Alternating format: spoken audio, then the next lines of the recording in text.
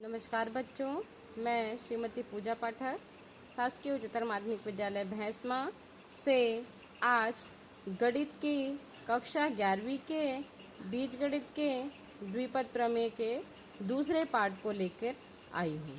तो हमने पिछली कक्षा में द्विपद प्रमेय के प्रसार के बारे में पढ़ा। आज हम द्विपद प्रमेय के व्यापक पद के बारे में पढ़ेंगे। व्यापक पद या इसे जनरल टर्म्स भी कहा जाता है। सबसे पहले इसका सूत्र कैसे बनता है।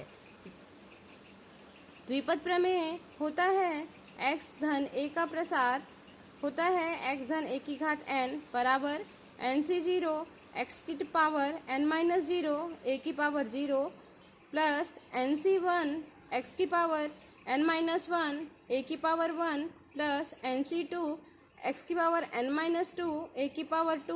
इसी प्रकार से ये जाता है ncn x की पावर n माइनस 1 और a की पावर n तक। इसके प्रसार में हमने देखा है कि यहाँ पे घात अगर n होती है तो प्रसार में एक पद अधिक होता है, इसलिए यहाँ पे टर्म 1 मतलब पहला पद क्या है nc0 x to the power n minus 0 a to the power 0। दूसरा पद n minus nc1 x to the power n minus 1 a to the power 1 और तीसरा पद nc2 x की घात n माइनस 2 a की घात 2 है। अगर इस श्रेणी को हम लोग देखें, यह इसी क्रम में इसका nवा पद होगा t r plus 1 ncr x की power n minus r a की पावर r। मतलब इसके प्रसार में व्यापक पद मतलब किसी एक टर्म्स को अगर निकालना है तो, जैसे कि प्रश्न पूछता है कि किसी भी प्रश्न में अगर बोलता है कि इसके प्रसार में हमें किसी पर्टिकुलर टर्म्स को निकालना है, इसके लिए मैंने एक उदाहरण लिया है। जैसे कि ये उदाहरण है x माइनस 2y की घात 12 के प्रसार में चौथा पद ज्ञात कीजिए। मतलब इस प्रश्न में इसकी घात तो 12 है, लेकिन सिर्फ हमें चौथा ही पद चाहिए, तो उसके लिए हम इस व्यापक पद के सूत्र का प्रयोग करते हैं। तो व्यापक पद के सूत्र से हम लोग को मालूम है कि टी आर प्लस 1 बराबर क्या होता है एन सी आर एक्स की घात एन माइनस आर ए की घात आर। अब हम लोग इस प्रसार को इस प्रश्न से तुलना करते हैं, तो हमें r का मान, क्योंकि यहाँ पे इस प्रसार में हमें चौथा पद ज्ञात करना है, तो चौथा पद r प्लस 1 मतलब r का मान 3, n का मान 12, x का मान x और a का मान ऋण 2y होगा। अब हम इस सूत्र में मान रख देंगे तो हमें मिलेगा t 3 प्लस 1 बराबर 12c3 x की घात 12 माइनस 3 माइनस 2y की पावर 3। इसे हल करने पे हमें मिलेगा 12 इंटू 11 इंटू 10 3 इंटू 2 इंटू 1। यह हमें 12c3 को प्रसार करने पे मिलेगा इंटू x की power 9 into minus 8 y to the power 3। इसे हल करने पे हमें यहाँ पे 220 मिलेगा इंटू माइनस 8 इंटू एक्स की पावर 9 वाई की पावर 3। इसको हल करते हैं तो हमें मिलता है minus 1760 x to the power 9 y to the power 3। अब आते हैं हम यहाँ पे, ये तो हो गया व्यापक पद। अब हम लोग मध्य पद के बारे में बात करते हैं। अगर हमें द्विपद प्रमेय के प्रसार में मध्य पद ज्ञात करना है तो मध्य पद क्या होता है। हम जानते हैं कि x प्लस a की घात n के प्रसार में पदों की संख्या जो होती है वो हमेशा n प्लस 1 होती है, और इसी पदों की संख्या के आधार पर हम इसके मध्य पद को भी ज्ञात कर सकते हैं। तो इन पदों का मध्य पद n पर ही निर्भर करता है। n का मान इवन भी हो सकता है और ऑड भी हो सकता है, मतलब या तो n का मान सम होगा या तो विषम होगा। आइए देखते हैं कि इसका मान सम और विषम के आधार पे होता है। यदि n का मान सम होता है, सम मतलब कोई भी संख्या हम लोग लेते हैं तो उस कंडीशन में मध्य पद होता है n/2 + 1वां पद।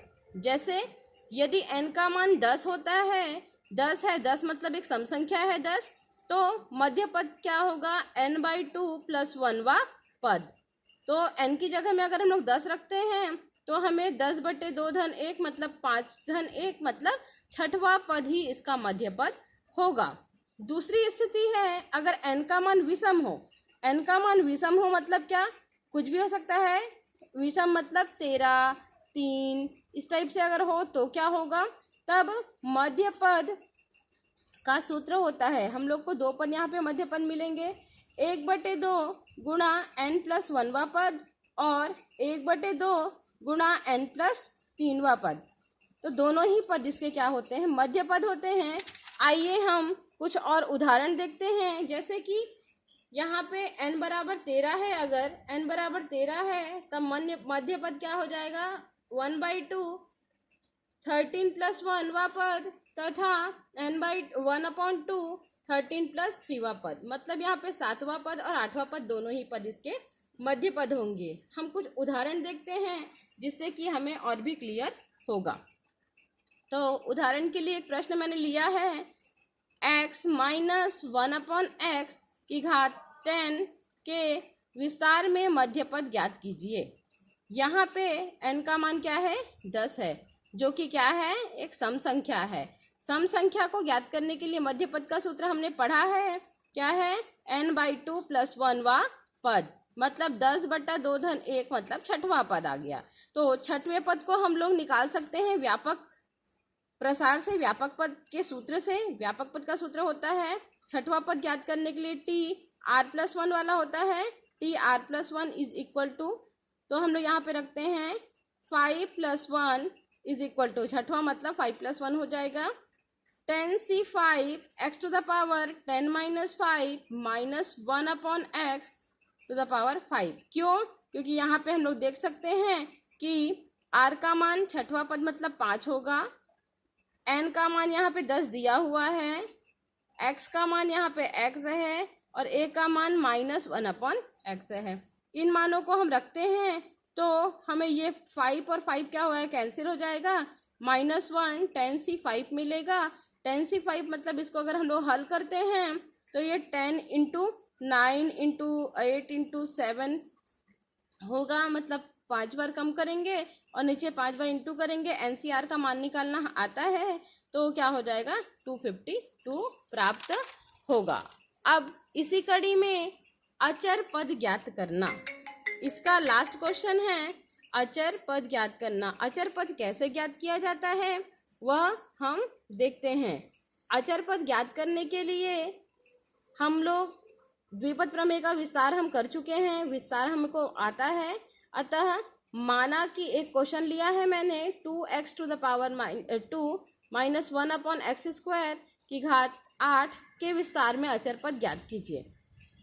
माना कि r+1वां पद ही इसका क्या है अचर पद है, तब हम लोग r+1 = NCR x की घात n - r a की घात r को लेते हैं, जहाँ पे n का मान 8 रखते हैं, x का मान 2x² और a का मान -1/x² रखते हैं, तो हमें मिलेगा 8CR 2⁸ 8 - r x⁻16 - 2r -1⁻r × 1/x⁻2r। इसमें हम लोग देखते हैं कि अचर पद के बारे में बोला गया है, मतलब अचर पद यहाँ पे x की घात क्या होगी 0 होती है, वहाँ पे अचर होगा। तो हम लोग इस x की घात को 0 से तुलना करते हैं, x के अचर पद है मतलब उसको 0 से तुलना करते हैं, तब हमें 16 - 4r = 0 से तुलना करने पर r का मान 4 मिलेगा। अब इस 4 को हम लोग इस समीकरण 1 पे रखते हैं तो हमें यहाँ पे इसका अचर पद मिलेगा 8CR 2⁸ 8 - r x⁻16 - 16 1⁻4 से t5 का मान मिला 1120। धन्यवाद, यही इसका आंसर है।